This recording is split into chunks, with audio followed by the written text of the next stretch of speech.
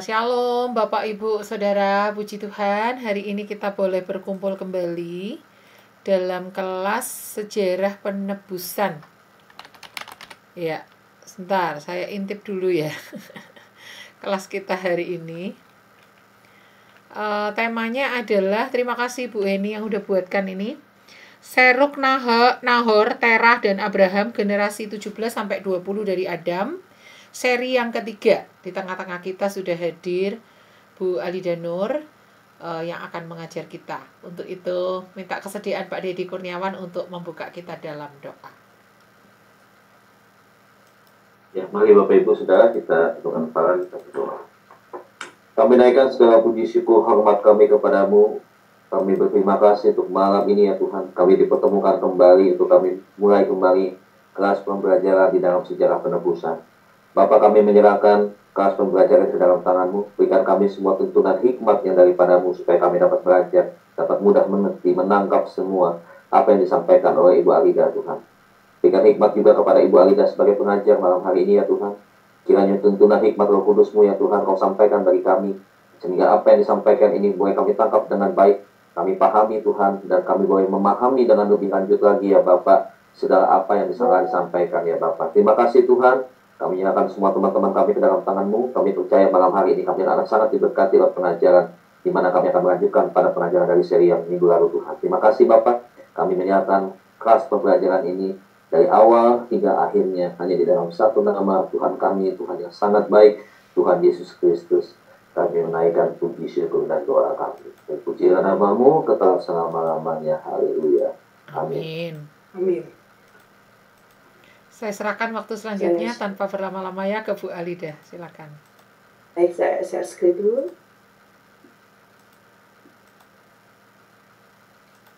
Ya.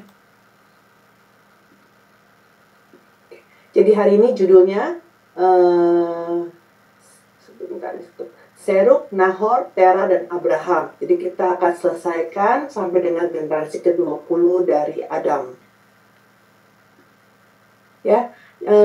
Generasi ke-17 adalah Seruk. Tapi sebelumnya ada yang masih ingat ya. Jadi generasi setelah Nuh siapa? Sem, Arpakshad, Sela, Eber, Pelek, Rehu, Seruk ya. Nah, jadi ini adalah anaknya Rehu ya. Nah, saya bacakan ayat pembukanya, Kejadian 11 ayat 22 sampai dengan 23. Setelah Seruk hidup 30 tahun, ia memperanakan Nahor.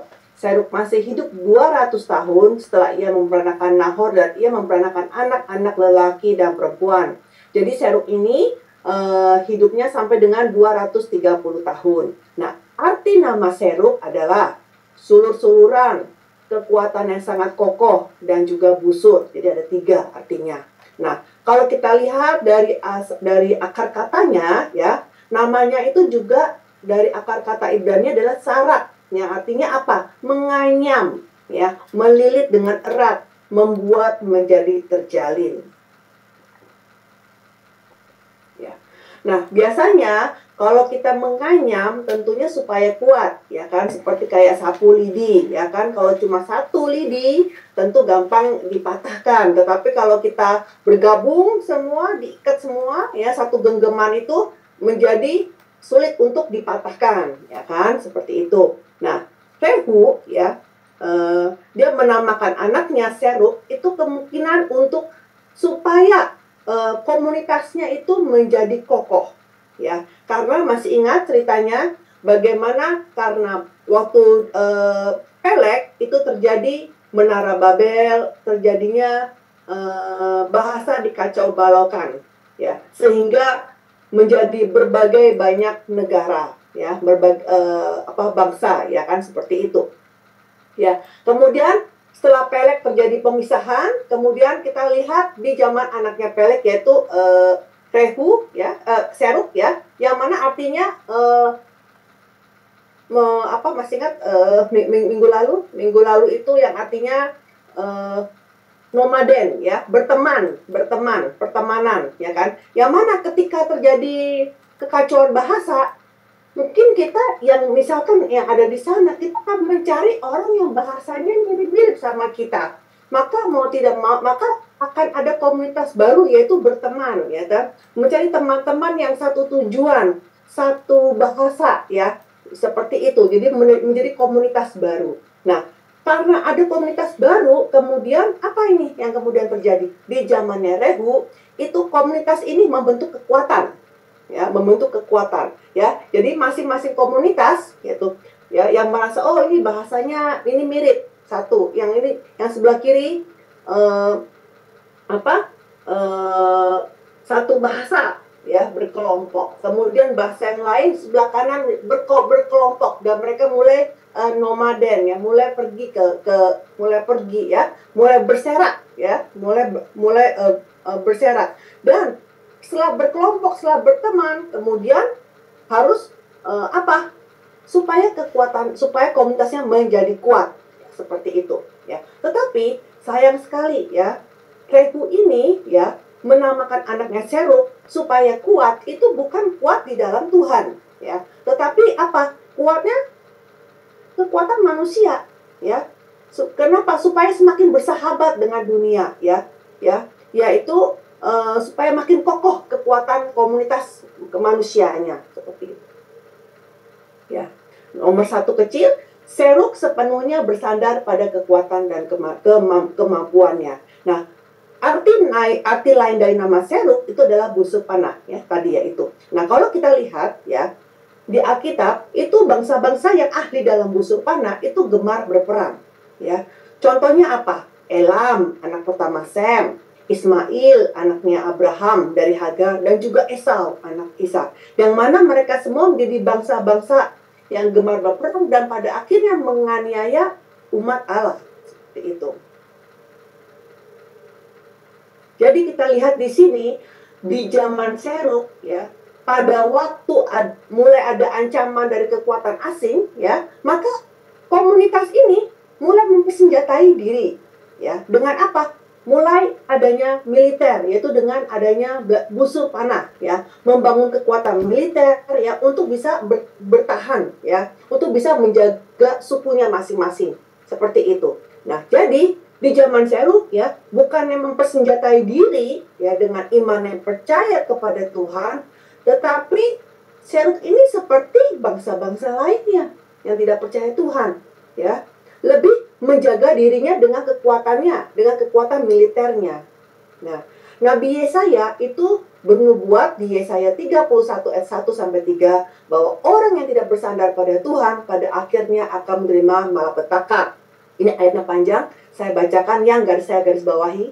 Celakalah orang-orang yang pergi ke Mesir minta pertolongan, yang mengandalkan kuda-kuda, yang percaya kepada keretanya yang begitu banyak dan kepada pasukan berkuda yang begitu besar jumlahnya, tetapi tidak memandang kepada Yang Maha Kudus Allah Israel dan tidak mencari Tuhan. Nah, tentunya yang disampaikan oleh Nabi Yesaya bukan hanya berlaku di zaman Perjanjian Lama, tetapi juga di zaman kita hari ini, yang mana ketika kita sedang ada kesulitan ataupun ada masalah, kita jangan lupa berdoa terlebih dahulu kepada Tuhan, ya, bukan langsung mencari orang yang bisa membantu kita, ya, seperti itu, mengandalkan orang lain daripada mengandalkan Tuhan. Kemudian dua kecil, orang kudus sejati haruslah bersandar kepada kekuatan Allah. Kenapa? Karena banyak sekali peristiwa-peristiwa di Alkitab yang mana, ya, kemenangan setiap kali perang itu Tuhan yang atur, ya. Jadi penyelamatan dari Tuhan itu bukan tergantung pada faktor eksternal, apakah mereka punya tentara yang banyak, ya, atau punya kekuatan militer yang punya senjata yang hebat, bukan seperti itu, ya. Saya bacakan ayatnya, Amsal 21 ayat 30 sampai dengan 31. Tidak ada hikmat dan pengertian dan tidak ada pertimbangan yang dapat menandingi Tuhan. Kuda diperlengkapi untuk hari peperangan, tetapi kemenangan ada di tangan Tuhan. 1 Samuel 17 ayat 47. Dan supaya segenap jemaah ini tahu bahwa Tuhan menyelamatkan bukan dengan pedang dan bukan dengan lembing. Sebab di tangan Tuhanlah pertempuran dan Ia pun menyerahkan kamu ke dalam tangan kami. Ya. Keluaran 15 ayat 4, Tuhan akan berperang untuk kamu dan kamu akan diam saja. Ya. Nah, seperti demikian ya. Ketika kita berdoa, kita memohon pertolongan kepada Tuhan, mungkin Tuhan tidak langsung jawab segera ya. Tetapi jika kita terus menantikan kita dengan berdoa dengan sungguh-sungguh dan kita menantikan kuasa pada firman Tuhan, maka kasih karunia Tuhan, pertolongan Tuhan itu pasti akan datang. Ya, Mazmur 44 ayat 7. Sebab bukan kepada panahku aku percaya dan pedangku pun tidak memberi aku kemenangan. Ya. Zakaria 4 ayat 6, maka berbicara ia katanya, inilah firman Tuhan kepada Zerubabel, bunyinya, bukan dengan keperkasaan dan bukan dengan kekuatan, melainkan dengan roh firman Tuhan semesta alam. Ya. Kemudian kita akan membahas anaknya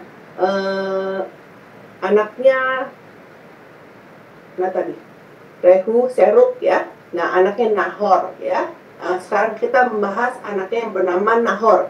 Nahor, oh ini salah ya, artinya buah sulung-sulung di sini ya. Ya. Ini nanti dirubah ya, generasi ke-18 Nahor, yaitu artinya apa? Artinya mendengus, sesak napas atau tengah-tengah ya. Ini poin dari sini aja. Nahor artinya sesak napas, tengah-tengah atau mendengus. Nah, Nahor ya, Nahor ini adalah kakeknya Abraham. Ya, kakeknya Abraham. Tetapi dia mati di usia 148 tahun. Ya. Nah, akar kata dari Nahor adalah nahar, yang artinya apa? Melakukan sesuatu pekerjaan yang merepotkan dan meninggalkan sisa kekacauan atau nafas hidung. Ya. Jadi kita lihat ya, unik sekali ya setiap nama-nama dari generasi-generasi ini ya. Artinya ya, sesak napas, tengah-tengah ya, atau mendengus. Kenapa? Karena melakukan sesuatu pekerjaan yang merepotkan ya, seperti itu.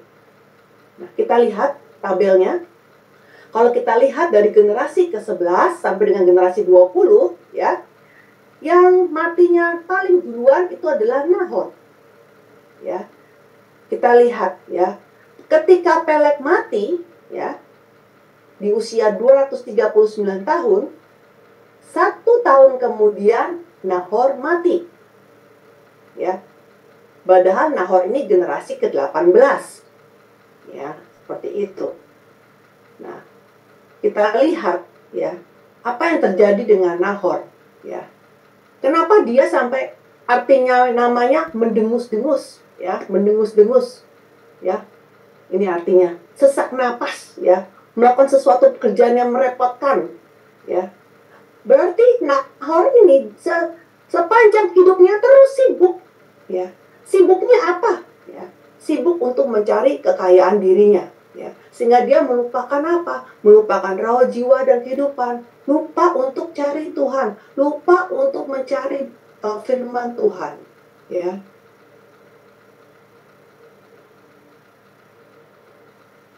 Nah, kita lihat kenapa Nahor ini mati di usia yang paling pendek di antara 20 generasi ya.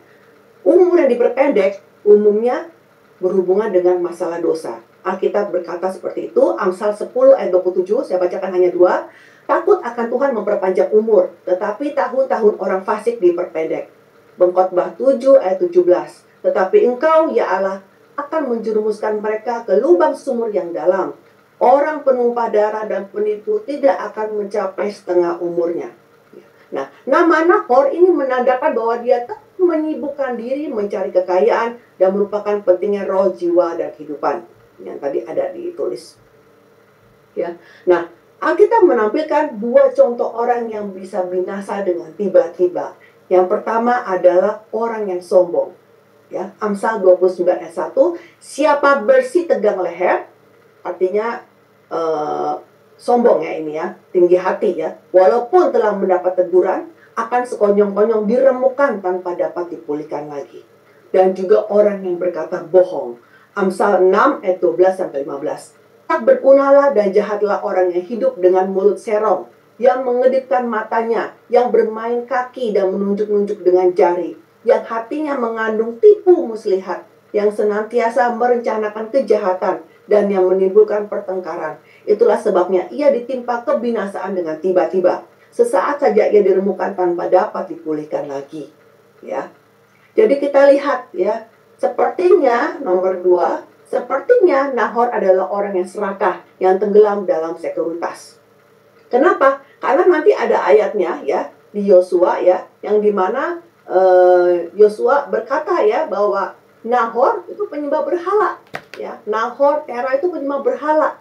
Ya, nah Nahor ini ya, kalau seandainya dia tidak serakah, mungkin dia bisa menikmati umur panjang sampai 200-an juga. Tapi karena dia tidak bisa mengalahkan ketamakannya, sehingga dia pun mati mendadak 1 tahun setelah Pelek. Ya, Amsal 28 ayat 16, Lukas 12 ayat 15. Saya bacakan yang Lukas 12 ayat 15. Katanya lagi kepada mereka, berjaga-jagalah dan waspadalah terhadap segala ketamakan, sebab walaupun seorang berlimpah-limpah hartanya, hidupnya tidaklah tergantung daripada kekayaannya itu. Ya, jadi meski berusaha keras dengan menggunakan segala semangat dan kekuatannya, juga sibuk diri, ya. Jika Allah tiba-tiba mengambil kembali nyawanya, hasil hidupnya ini kosong, ya. Lukas 12 ayat 20. Tetapi firman Allah kepadanya, hai engkau orang bodoh, pada malam ini juga jiwamu akan diambil daripadamu, dan apa yang telah kau sediakan untuk siapakah itu nanti. Ya, jadi Nahor ini adalah contoh seperti apa? Misalkan hari ini ada orang yang begitu menyibukkan diri, ya, begitu menyibukkan diri sampai-sampai tidak sempat untuk pergi ke gereja di hari Minggu, itu misalnya, ya kan? Tidak sempat untuk beribadah, tidak sempat untuk berdoa, misalkan di pagi hari, di malam hari, ya, atau kapanpun juga seperti itu, ya. Tidak sempat membaca Alkitab, ya. Jadi alasannya ada saja, ya. Alasannya ada saja. Karena aku sibuk ini, sibuk itu. Oh, aku mau tunggu sampai nanti aku pensiun, misalkan seperti itu, ya kan? Tetapi, ya, kalau kita lihat ya, kita terlalu sibuk dengan urusan dunia, ya, tidak mencari makanan rohani untuk roh dan jiwa kita, ya, hanya untuk masalah hal-hal duniawi, maka kita tidak tahu ketika Allah tiba-tiba mengambil nyawa kita. Ya, jadi kita janganlah menjadi seperti Nahor yang hidupnya terengah-engah, ya. Kan kalau berdengus-dengus itu seperti kayak binatang lembu, ya. Kalau bekerja keras kan dia mendengus-dengus seperti itu, ya. Nah, kita jangan seperti Nahor yang memang sibuk, tapi sibuk hanya untuk urusan dunia, ya. Sampai melupakan untuk mencari makanan rohani. Roma 1 ayat 21 sampai 32 itu kita baca saja nanti di rumah, ya. Itu merincikan orang-orang yang meski mengaku sebagai orang yang percaya, tapi sebenarnya mereka sudah jatuh ke dalam kehidupan yang hedonisme, yang tidak ada Allah, ya, yang hanya cinta pada uang, ya. Dan murka Allah jatuh kepada mereka, meskipun mereka yang mengaku adalah orang yang percaya, ya. Kenapa? Karena Allah menjadi lebih muak kepada mereka, ya, yang katanya mereka orang Kristen KTP, tetapi hidupnya malah lebih parah, ya, daripada orang yang tidak percaya, daripada orang yang non-Kristen. Nah, jadi kita lihat, ya, bahwa kejatuhan di dalam garis keturunan Sem itu semakin mendalam, ya. Kalau Rehu lebih mementingkan hubungan antar sesama, ya, yang penting bersahabat, cari teman di dunia, ya, maka akan sukses di dunia, seperti itu. Cari teman yang menguntungkan kita, ya. Karena kenapa? Sekarang ini banyak orang yang kalau ini teman ini ada untungnya tidak untuk kita, ya. Nah, kemudian Seruk, ya, dia mengandalkan kekuatan dan kemampuannya sendiri, ya. Kemudian Nahor tenggelam dalam sekuritas dan juga keserakahan. Jadi seperti itu tahap-tahapnya, ya. Dari Pelek, ya, mereka terpisah, ya, pemisahan, kemudian hubungan antar sesama manusia, mengandalkan kekuatan diri sendiri, dan mulai kehidupan yang sekuler, seperti itu. Nah, mereka semuanya bukannya tidak kenal Tuhan, malah mereka itu dari garis keturunan orang-orang yang beriman, yang saleh, seperti Nuh, Sem, ya, Eber, ya. Mereka adalah orang-orang hebat dalam iman, ya. Tapi akhirnya mereka di titik Nahor ini mereka membuang iman mereka, ya. Mungkin di zamannya Rehu, Seruk, ya, mungkin masih KTP-nya mungkin masih, ya oke, kita bilang KTP-nya mungkin masih KTP Kristen, tetapi di zamannya Nahor mereka sudah menyembah berhala, ya. Yosua 24 ayat 14b, jauhkanlah Allah yang kepadanya nenek moyangmu telah beribadah di seberang sungai Efrat dan di Mesir. Nah, seperti itu. Ya, jadi iman mereka ini telah menjadi berubah menjadi iman yang penuh dengan keinginan daging. Ya, yang mana keinginan daging ini tentunya berlawanan dengan keinginan Roh Kudus. Ya. Jadi kalau kita baca ya di kitab di Perjanjian Lama, kadang-kadang kita tidak mengerti ya, kenapa sih Tuhan melarang kita untuk jangan menabur dua macam benih di kebun ya, misalkan begitu. Bukannya lebih bagus, lebih untung dong kalau kita punya tanah ya, kita sumber dayakan dengan berbagai jenis hasil tani sesuai dengan musimnya, ya kan? Kita buat optimal, kan, hasil optimal, ya. Dan kita juga tidak mengerti kenapa harus membajak lembu dan keledai bersama-sama. Kenapa harus menenun bulu domba dan lenang bersama-sama? Kalau ini diartikan cara hurufiah, ya, akan ditolak Alkitab ini, ya. Kenapa? Karena zaman sekarang baju aja semuanya adalah campurannya, ya. Mungkin cotton dengan polyester, seperti itu, ya. Baju wool ada yang 100% wool, ada yang wool dicampur sama yang lain, seperti itu, ya. Jadi mungkin inilah yang membuat mungkin orang-orang zaman sekarang yang tidak begitu mengerti arti dalam dari Alkitab merasa Alkitab Perjanjian Lama ini tidak berguna karena tidak bisa diaplikasikan zaman sekarang. Tetapi yang dimaksud oleh Tuhan bukan itu, ya. Arti rohaninya adalah apa, ya? Ini adalah mempersatukan orang percaya dengan tidak percaya, Kristus dengan Belial, baik Allah dengan berhala, ya. Dan Tuhan itu kasih contohnya secara hurufiah seperti ini di Perjanjian Lama. Tetapi di Perjanjian Baru, kemudian Yesus bilang apa, ya?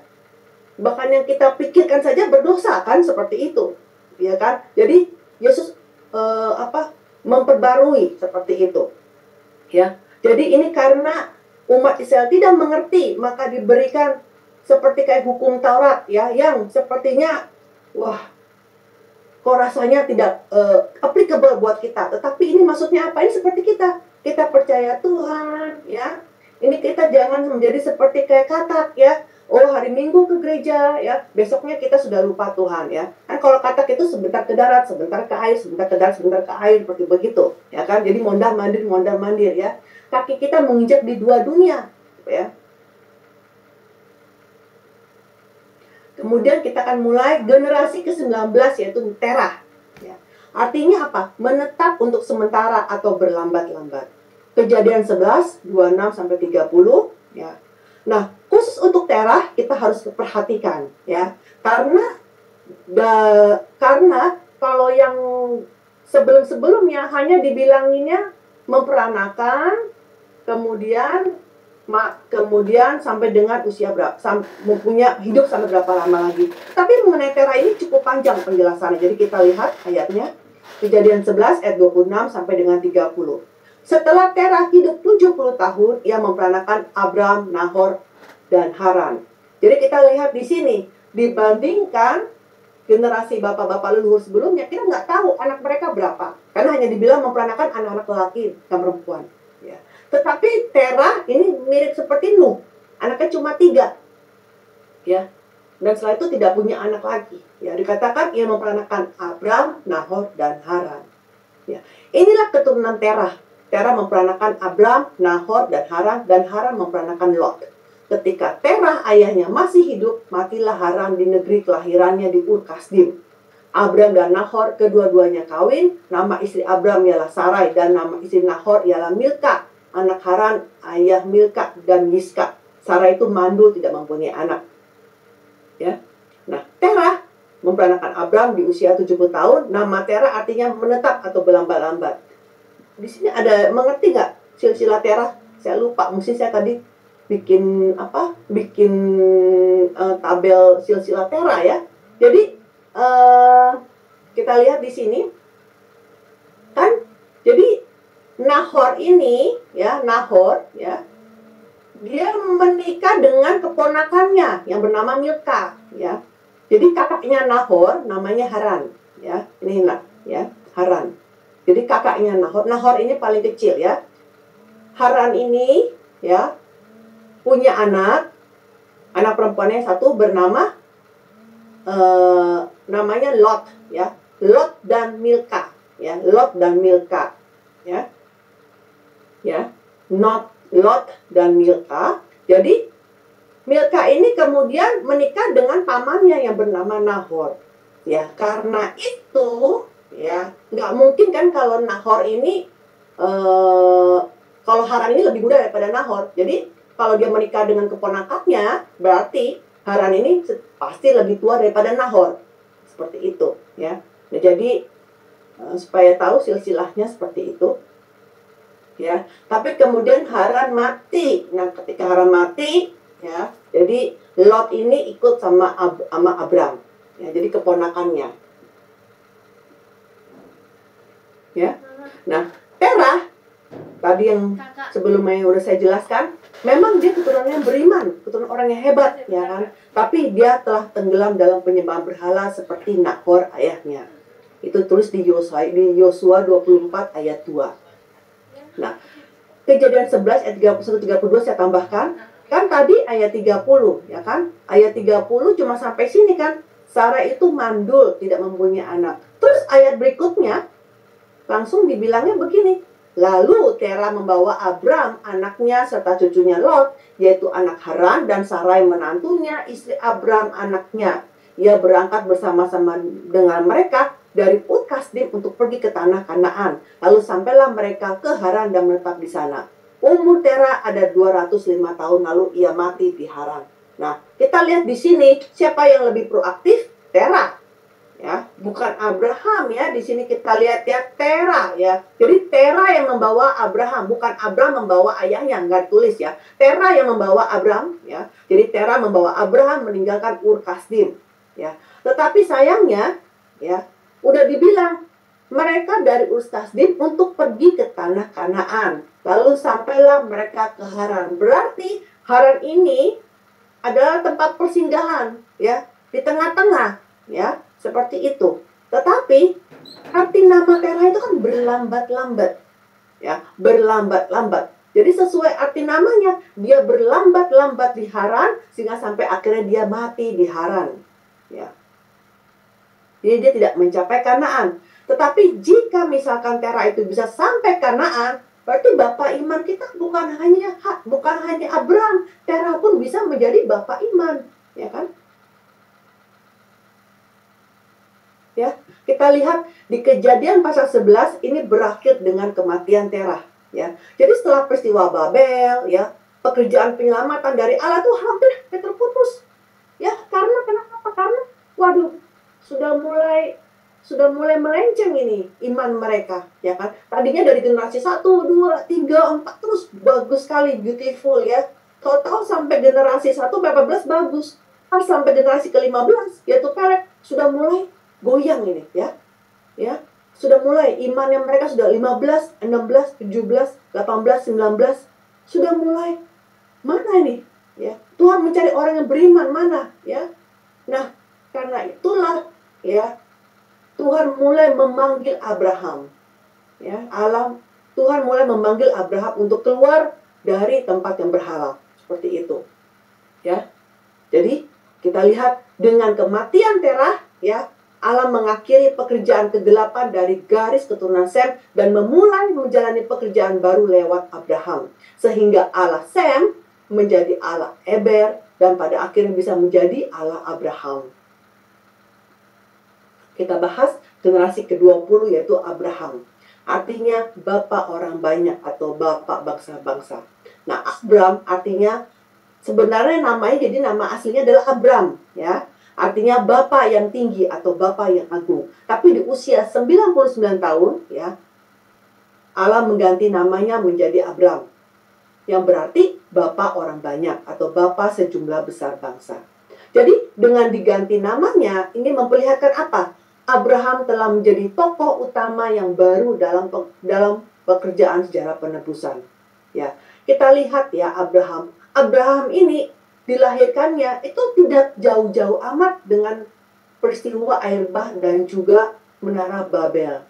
Ya, kita lihat Abraham hanya dilahirkan hanya sekitar 292 tahun setelah air bah dan hanya 100 tahun setelah peristiwa menara Babel. Ya. Nah, di buku pertama, ya, di buku silsilah di kitab Kejadian karangan pendeta Abraham Pak, ini dijelaskan pertama kali tentang panggilan Abraham. Ya, jadi Abraham itu, ya, dipanggil 2 kali. Ya, yang pertama di Ur Kasdim dan yang kedua di Haran. Tahu dari mana? Ada 2 kali, kita ada ayat yang mendukungnya. Jadi kita harus baca ayatnya, ya. Jadi pertama-tama Abraham menerima panggilan Allah di Ur Kasdim. Nah, Ur sendiri artinya terang atau api. Nah, jadi para ahli itu berpendapat bahwa kata ini berasal dari upacara penyembah berhala ketika orang-orang menyembah api di zaman itu, ya. Karena di zaman itu api itu sangat penting, ya kan? Jadi mereka memberhalakan api karena itu penting, ya kan? Jadi di situ kita baca Kisah 7 ayat 2 sampai 4. Jawab Stefanus, "Hai saudara-saudara dan bapak-bapak, dengarkanlah, Allah yang Maha Mulia telah menampakkan dirinya kepada bapak luhur kita Abraham." Jadi menampakkan dirinya bukan kepada Terah ya, tapi kepada Abraham, ya. Ketika ia masih di Mesopotamia, ya. Ur Kasdim itu ada di Mesopotamia, ya. Sebelum ia menetap di Haran. Ini jelas sekali. Sebelum ia menetap di Haran. Dan berfirman kepadanya, "Keluarlah dari negerimu dan dari sanak saudaramu, dan pergilah ke negeri yang akan kutunjukkan kepadamu." Maka keluarlah ia dari negeri orang Kasdim lalu menetap di Haran.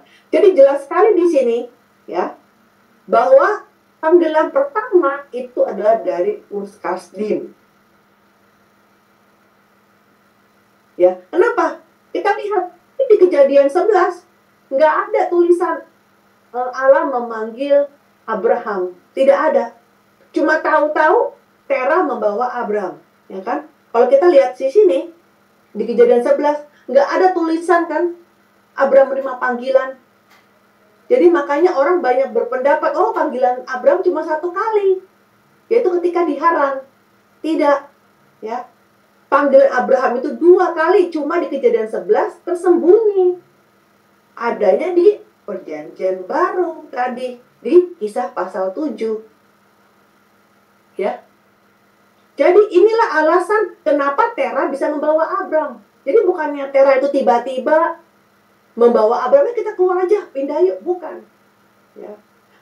Kemungkinan besar, ya, Abraham setelah melihat Allah menampakkan diri kepada Abraham, kan Abraham pasti kaget, ya kan? Dia cerita pasti kepada ayahnya, ya kan, Terah. "Aduh, Bapak, kok tadi malam bla bla bla bla bla bla." Oh ya.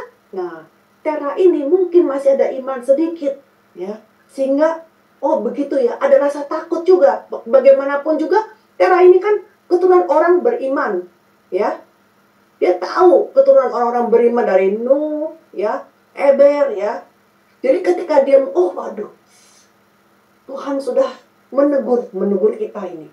Oke, kemudian Terah lah yang berinisiatif membawa anaknya, keponakannya, ya, dan juga istrinya Abraham keluar dari Ur Kasdim sampai mereka pergi ke Haran.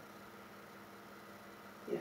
Jadi kita lihat di sini Terah ada iman sedikit setidak-tidaknya untuk bisa membawa Abraham, ya. Karena bisa saja Terah bilang, "Udah Abraham, kamu nggak usah dengerin, itu mungkin mimpi kali, ya kan?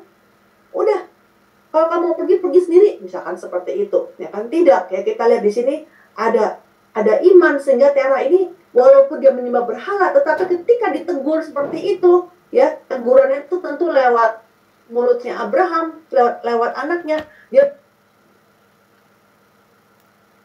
keluar bersama-sama, ya. Nah, sekarang Haran ini kenapa singgahnya di Haran? ya kan? Ya karena di sana ada siapa? Ada sanak saudara, ada Eber dan lain-lain, ya. Ada Nuh, Arpakshad, Sela, Eber, ya. Mereka adalah bapak-bapak luhur-luhur iman yang tidak mau bergabung membangun menara Babel, ya. Yang mereka pergi, kita sudah bahas itu, ya. Waktu kita bahas mengenai Eber, mereka sudah menyeberang sungai duluan, ya. Jadi Tera ini mau pergi kemana, ya kan? Keluar kemana? Tentu Tera, saya juga kalau jadi Tera akan punya pendapat yang sama, ya, akan punya pikiran yang sama. Iya, kita pergi ke tempat ya saudara-saudara kita yang di sono, seperti itu, ya. Jadi mereka pergi ke tempat sanak saudara, yaitu bapak-bapak luhur iman yang memisahkan dirinya, ya. Nah, jadi Haran ini sebenarnya bukan tempat tujuan utama. Karena tadi di Kejadian 11 dibilang mau ke Kanaan. Jadi hanya tempat persinggahan. Tetapi mereka tinggal cukup lama. Kenapa tahunnya cukup lama? Memang nggak dibilang berapa tahun mereka tinggalnya. Tapi dengan mereka punya harta benda dan punya budak-budak, ya berarti pasti bertahun-tahun, ya. Pasti cukup lama sampai mereka bisa mengumpulkan harta benda. Ya, karena kalau cuma sebentar, nggak mungkin bisa mengumpulkan harta benda dan budak-budak. Ya.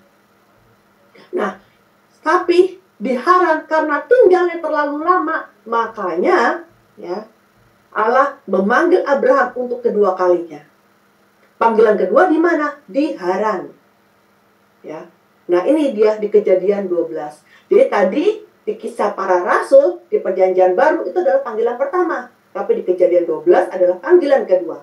Berfirmanlah Tuhan kepada Abraham, pergilah dari negerimu dan dari sanak saudaramu dan dari rumah bapamu ini ke negeri akan kutunjukkan kepadamu. Ya, bla bla bla bla. Nah, lalu pergilah Abraham seperti yang difirmankan Tuhan kepadanya, dan Lot pun ikut bersama-sama dengan dia. Abraham berumur 75 tahun ketika ia berangkat dari Haran. Jadi jelas sekali dia berangkat dari Haran. Abraham membawa Sarai, istrinya, dan Lot, anak saudaranya, dan segala harta benda yang didapat mereka dan orang-orang yang diperoleh mereka di Haran. Mereka berangkat ke tanah Kanaan lalu sampailah di situ.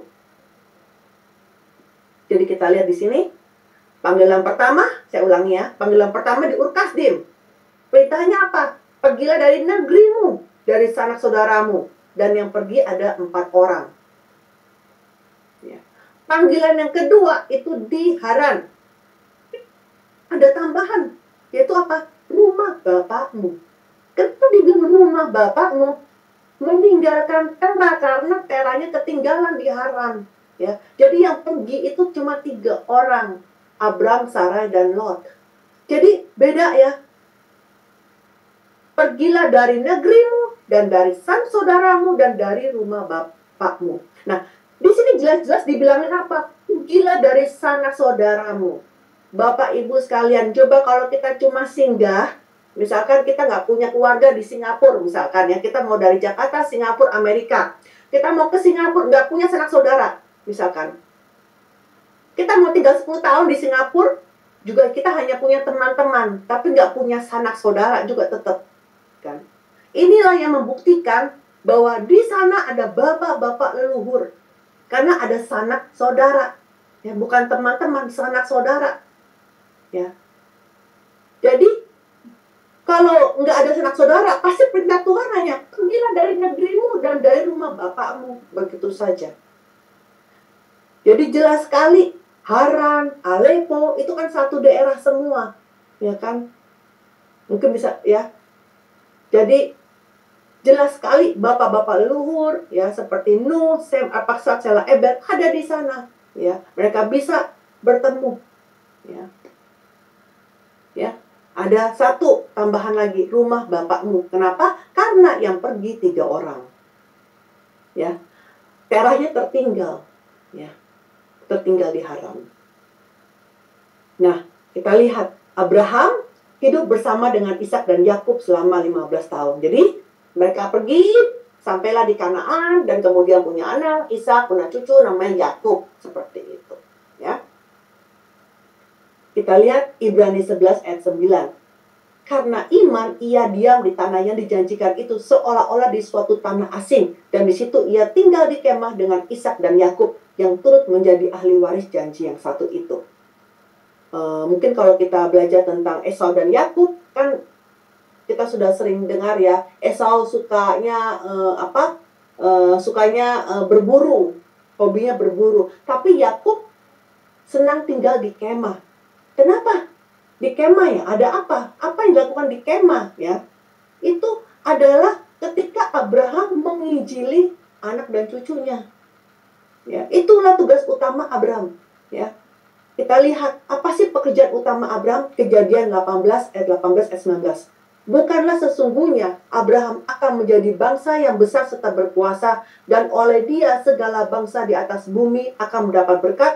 Sebab aku telah memilih dia supaya diperintahkannya kepada anak-anaknya dan kepada keturunannya, supaya tetap hidup menurut jalan yang ditunjukkan Tuhan, dengan melakukan kebenaran dan keadilan, dan supaya Tuhan memenuhi kepada Abraham apa yang dijanjikannya kepadanya. Jadi, tugas utama Abraham ketika dipanggil keluar ya untuk bisa pergi ke Kanaan, di Kanaan tugas utamanya Abraham menginjili, mewariskan iman dia kepada anak-anak dan keturunannya.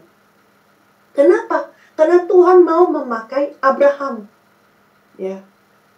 Dia tadinya hanya pakai satu orang, Adam, tetapi gagal. Kemudian 10 generasi kemudian dia pakai Nuh, tapi gagal juga. Ya, Nuhnya aja, ya. Tetapi anaknya Nuh sudah gagal. Ya. Maka itu Tuhan mau memakai 3 orang, yaitu Abraham, Ishak dan Yakub, memakai 3 generasi, ya, sebagai bapak iman, ya, bapak ketaatan dan juga bapak perbuatan, ya kan? Ya. Nah, maka itu karena mau memakai 3 generasi ini, maka tugas utama Abraham adalah mewariskan iman dia kepada Ishak dan Yakub. Ya. Jadi hasilnya apa? Ya, di kemah. Ya, Ishak adalah buah iman, dan juga buah imannya Abraham, dan juga Yakub pun adalah buah iman. Buah imannya Abraham, ya. Sehingga 3 generasi bisa disebut sebagai bukan hanya Allah Abraham, tapi Allah Abraham, Allah Ishak, Allah Yakub. Jadi kalau disebut itu 3-tiganya. Ya. Ya. Di mana Tuhan disebut Allah Abraham, Allah Ishak dan Allah Yakub. Jadi selalu 3. Barulah dengan memakai 3 generasi ini yang imannya sama ini, barulah Yesus Kristus bisa dilahirkan. Ya. Jadi kita lihat ya, bapak luhur saleh ya, seperti Nuh, Sem, Arpaksad, Sela, Eber, karena mereka hidupnya lama ya, mereka masih hidupnya kan Arpaksad, Sela, Eber hidupnya 400 tahunan ya kan. Nuh masih hidup 350 tahun lagi setelah air bah ya. Sem juga masih hidup 500 tahun lagi ya. Jadi ketika Abraham lahir ya, meskipun mereka ketika Abraham lahir memang mereka tidak satu tempat ya, tetapi ya mereka masih hidup ketika Abraham dilahirkan. Jadi di Haran kemungkinan besar Abraham bertemu dengan bapak-bapak leluhur ini ya, yang sudah pergi sejak pembangunan Menara Babel ya. Jadi meskipun kita tidak tahu di usia berapa Abraham keluar dari Kasdim, kita cuma tahunya Abraham tuh keluar dari Haran di usia 75. Nah, disitulah ya kita lihat ya, dengan hidup di Haran ini Abraham pasti mendapat iman dia mulai bertumbuh ya. Bukan hanya iman dari Nuh saja ya, mungkin ketemu dengan Sem, ketemu dengan Eber ya. Jadi iman dia dibangkitkan lagi, memberikan pengaruh positif kepada Abraham ya.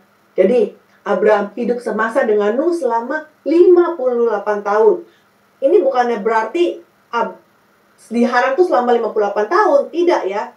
Ya. Jadi bisa saja hanya ketemu Nuh cuma 1 tahun, kita tidak tahu ya kan. Contohnya seperti Yusuf kan. Yusuf ya, bayangkan Yusuf ini lahirnya juga lahir di Haran ya kan. Lahirnya di Haran ya. Kemudian baru umur 16 tahun ketemu dengan Ishak. Ketemu dengan kakeknya Ishak. Satu kemah Dan Ishak ini mewariskan iman dia kepada Yusuf, ya, cucunya, ya. Nah, Yusuf ini hanya ketemu Ishak 1 tahun. Hanya ketemu Ishak 1 tahun. Karena setelah itu dia dijual di umur 17. Ya kan? Tetapi 1 tahun ini 1 tahun yang sangat-sangat berharga sekali. Ya. Sehingga hanya dengan 1 tahun ini, maka Yusuf ini bisa mengatasi godaannya selama dia di Mesir. Ya, iman dia tetap teguh walaupun cobaan seperti apapun, ya kan? Nah, begitu juga Abraham tinggal di Haran, ya. Mungkin itu adalah kehendak Tuhan, pemeliharaan Tuhan, sehingga Terah yang berinisiatif membawa Abraham untuk pergi ke Haran. Tetapi jadi Abraham bisa bertemu dan bisa belajar firman, imannya bisa diteguhkan, ya, sehingga Abraham bisa menjadi bapak iman. Seperti itu. Ya, jadi hari ini kita sudah selesai membahas sampai dengan 20 generasi. Minggu depan kita akan belajar mengenai perbedaan antara keturunan Set dan juga keturunan Kain. Kemudian kita juga minggu depannya berikutnya lagi kita akan belajar mengenai pemisahan dari antara bapak-bapak leluhur. Ya, jadi mungkin buku pertama ini kita akan selesai lagi dalam 3 atau 4 kali pertemuan. Ya, jadi mari kita berdoa. Kita tutup dengan doa. Bapa yang ada di sorga, kami hendak mengucapkan syukur Bapa atas segala firman-Mu pada malam hari ini Bapa, yang mengajarkan kami ya Bapa, bagaimana kami harus memisahkan diri kami ya Bapa dari hal-hal yang duniawi ya Bapa. Bapa, tolong Bapa kiranya Kau meneguhkan iman kami ya Bapa, dan biarlah dengan lewat pergaulan yang baik di dalam lingkungan kami ini Bapa, iman kami pun diteguhkan Bapa, lewat kami bergaul dengan orang-orang yang beriman, dengan orang yang bersalah di tempat lingkungan kami Bapa, dengan belajar firman Tuhan lewat pendeta kami di gereja ya Bapa, biarlah kami dapat tetap percaya kepada Bapa sampai akhir. Terima kasih ya Bapa, dan dalam nama Tuhan Yesus kami berdoa, amin. Amin. Apakah ada pertanyaan? Iya. Silakan teman-teman yang mau bertanya boleh, sebentar ya. Saya buka dulu ini. Oh, ini ada Ibu Ingrid ya, itu saya lihat. Ya, silakan Bu Ingrid. Bisa meng-unmute diri sendiri ya. Silakan Bu Ingrid. Bu, saya cuma mau tanya Bu ya. Iya. Ini katanya Nahor nih Bu ya. Ya. Kan dia dikasih nama itu terengah-engah itu Bu. Kan proses untuk kasih nama itu kan belum terjadinya bahwa dia kemudian jadi sekuler begitu kan Bu. Nanti kalau dia udah dewasa toh Bu. Iya, itu juga dulu saya bertanya juga kepada pendeta saya. Saya tanya pendeta saya, Pak, ini semua nama kok cocok banget sama namanya? Emangnya udah dikasih nama begitu? Apa setelah itu dikasih nama? Saya juga pertanyaan Ibu sama dengan pertanyaan saya kepada pendeta setiap kali saya begitu juga, ya kan? Tetapi memang luar biasa, Alkitab saya juga nggak ngerti seperti itu, ya kan? Tapi ketika Alkitab itu mencantumkan nama, itu berarti ada maksud dan tujuan, ada kehendak Tuhan, seperti itu. Yang sangat ajaib ya. Yang namanya kan ini buku Alkitab adalah buku penyelamatan kita kan, seperti itu. Jadi luar biasa sekali. Jadi seperti itu ya. Iya. Keajaiban Alkitab ya Bu itu ya. Iya, jadi saya bilang itu ajaib, memang ajaib, tapi ya fakta seperti itu. Iya. Saya juga dulu bertanya, itu kayak bukan saya yang bertanya, kayak semua orang bertanya. Kok cocok semua namanya, ini apa dibuat-buat apa enggak gitu ya kan, seperti itu. Ini itu diartikan dalam bahasa Ibrani, ya kan? Ya boleh Ibu Google juga di Ibrani gitu. Dalam bahasa Ibraninya apa ada artinya? Ada kok, bisa kok di internet itu apa namanya, kalau melihat apa Alkitab Hebrew text analysis gitu, ketik aja di situ itu keluar kok. Terus aja nanti dia minta ayatnya apa, misalnya terus Kejadian 1 ayat 1, nanti kelihatan setiap kata itu ada bahasa Inggrisnya dan juga ada bahasa Ibrani, ada kan lewat bahasa Inggrisnya ada artinya seperti itu. Angka penuaian itu berapa? Apa? Angka penuaian apa? Masuk sini ada suara. Angka permulaan itu apa angkanya? Berapa? Nggak tahu. Kalau misalnya Ini berhubungan ada sama pertanyaan. namaku itu apa? Angka. Ini ada Angela Wina. Apakah Oh, iya. gambar ini bisa mewakili keluarga Abraham, Ibu Alida? Aduh, itu kecil banget ya. Mungkin kali ya, saya belum bisa. Denahnya keluarga Abraham itu nanti saya berikan di buku kedua, Bu. Ada denahnya itu memang. Ini aku nggak ketok tuh. Nggak kelihatan. Saya Bisa di-download, heeh. Download, oke.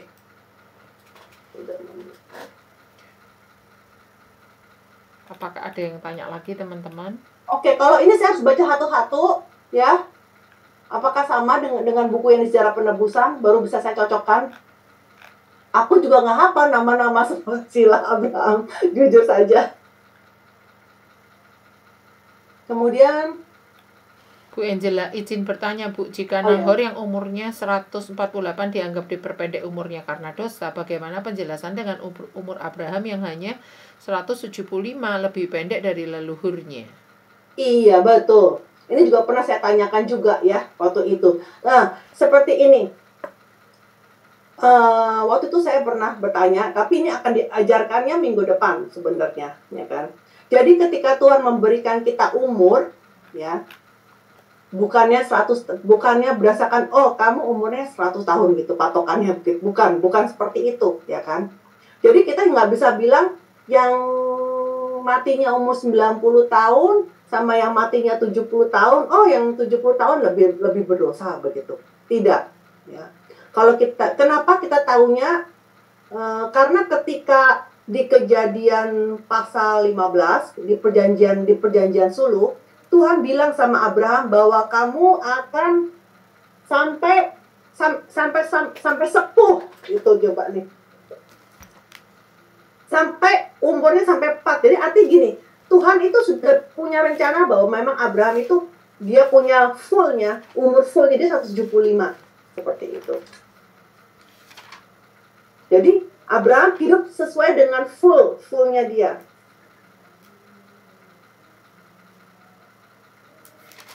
Di Kejadian pasal 15.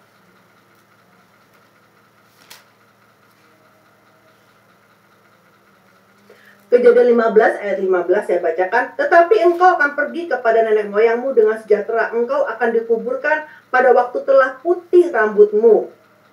Tapi kalau baca Indonesianya kurang ini ya, putih rambutmu. Aku juga sekarang pun aku udah ubanan ya, sama saya begitu.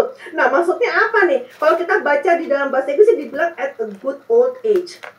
Dibilangnya good ya, seperti itu. Jadi Abraham itu diberikan Tuhan untuk umur sampai 175, nah tapi dia bisa memenuhi semuanya itu. Porsinya dia itu full ya, dengan umur yang baik. Jadi bukan berarti patokan misalkan saya sama Ibu Grace. Itu Tuhan ketika menciptakan saya dan Ibu Grace itu lain-lain. Ya.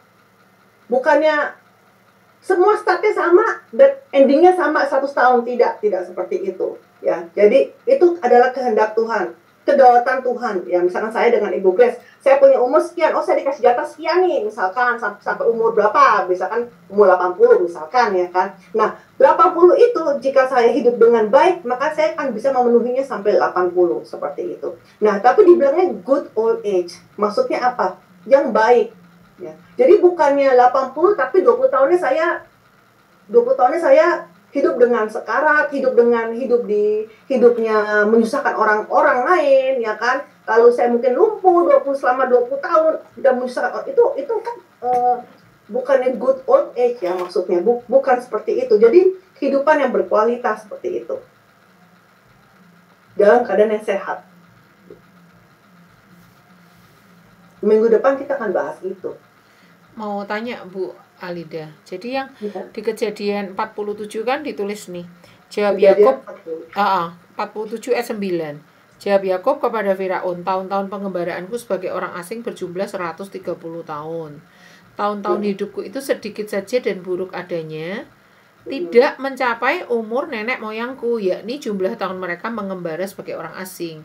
Apakah yang seperti ini yang dimaksud tidak mencapai tidak mencapai umur nenek moyangku ini, kayak si Yakub ini kayak dia merasa hidupnya nggak maksimal dibandingkan dengan umur nenek moyangnya. Apakah seperti itu Ya, maksudnya? nenek moyangnya dia kan 200, 500 seperti itu ya kan, ratusan ya kan, seperti itu kan. Nah, tetapi di sini kan kita lihat si Yakub ya. Kalau kita lihat Yakub ini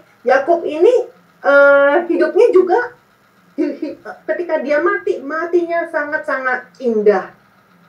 Semua orang pengen matinya seperti kayak Yakub, yang dimana dia tahu dia mau mati, dia memberkati anak-anaknya, dan kemudian dia itu sebelum matinya dia berdoa di ranjang dia, kemudian dia merapatkan kakinya, ya, sampai-sampai merapatkan kakinya seperti siap Tuhan, aku ini terima aku Tuhan, langsung udah gitu merem seperti itu, ya kan?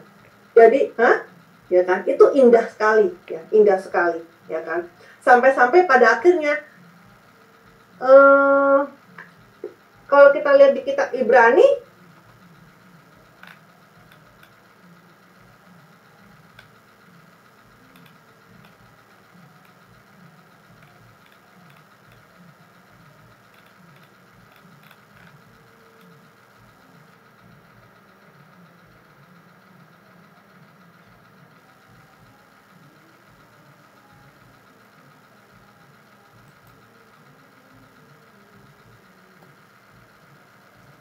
Ibrani 11 ayat 21. Jadi bayangkan kan kitab Ibrani adalah kitab orang-orang yang beriman, ya. Jadi istilahnya dalam kehidupan orang-orang itu mana yang Tuhan mau catat? Kan misalkan kehidupan iman tuh banyak.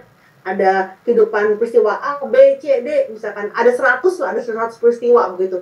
Tapi Tuhan itu mau catat satu peristiwa yang paling penting di mata Tuhan, yang paling beriman gitu kan. Jadi Abraham dicatatnya apa, Ishak apa. Nah, yang mengenai Yakub, ya, Yakub banyak kan peristiwanya Yakub itu ya, tetapi ternyata di sini cuma dibilangin apa, imannya dia justru dilihatnya ketika dia mau mati, ya. Ibrani 11 ayat 21, karena iman maka Yakub ketika hampir waktunya akan mati memberkati kedua anak Yusuf, lalu menyembah sambil bersandar pada tongkatnya. Wah, luar biasa. Sebelum matinya dia menyembah Tuhan. Seperti itu. Dan dia memberkati anaknya, dia mewarisi imannya kepada, ya, memberkati kedua anak Yusuf, lalu Yusuf itu ya Manasya dan Efraim maksudnya. Lalu menyembah sambil bersandar pada kepala tongkatnya. Berarti dia juga full, hidup dia full, ya. Memang dia bilang sama sama Firaun tentu dengan humble dong, itu kan, dengan humble ya, dengan rendah hati. Ya hidupku memang sebagai pengembara gitu ya, susah lah gitu mesti begitu ya kan. Dan memang kenyataannya memang hidup dia susah ya kan, kalau kita belajar kehidupan Yakub kan seperti itu. Iya. Ada lagi yang mau bertanya, silakan Bapak Ibu.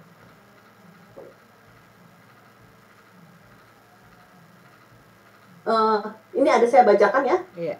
Tadi dijelaskan nama tokoh berhubungan dengan perilakunya. Bagaimana peluang tokoh tersebut untuk berubah atau mengalami perubahan? Nah, ini akan saya ajarkan 2 minggu lagi, ya. Jadi 2 minggu lagi akan saya ajarkan.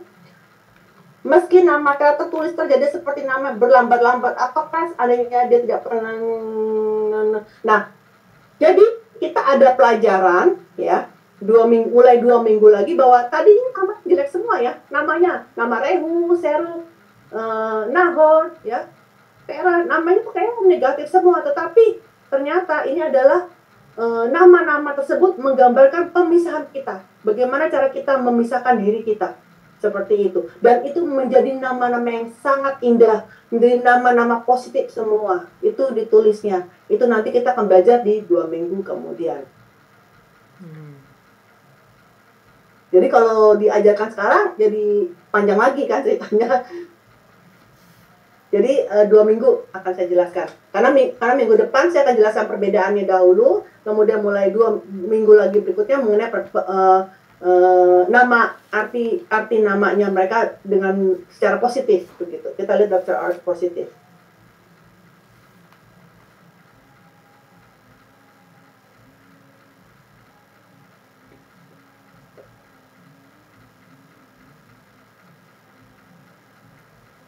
Ada pertanyaan lain? Silakan yang ada mau pertanyaan lain silakan.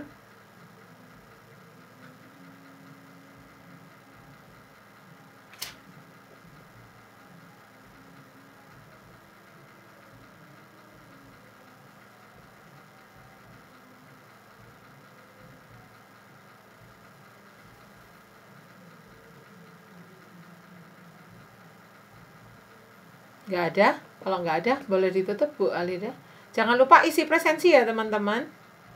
Baik, kita tutup dengan doa Bapa kami dulu. Kalau memang nggak ada, Iya. mari kita berdoa sama-sama. Bapa kami yang di surga, dikuduskanlah namamu, datanglah kerajaanmu, jadilah kehendakmu di bumi seperti di surga. Berikanlah kami pada hari ini makan kami secukupnya, dan ampunilah kesalahan kami seperti kami pun mengampuni kesalahan kepada kami. Janganlah masukkan kami ke dalam pencobaan, tapi bebaskanlah kami dari jahat. Dan Kau punya kerajaan, kuasa dan kemuliaan sampai selama-lamanya. Amin.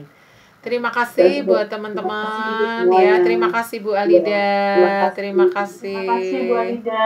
Iya, Tuhan berkati semuanya. Terima kasih. Bye. Kasih buat Iya, Bu.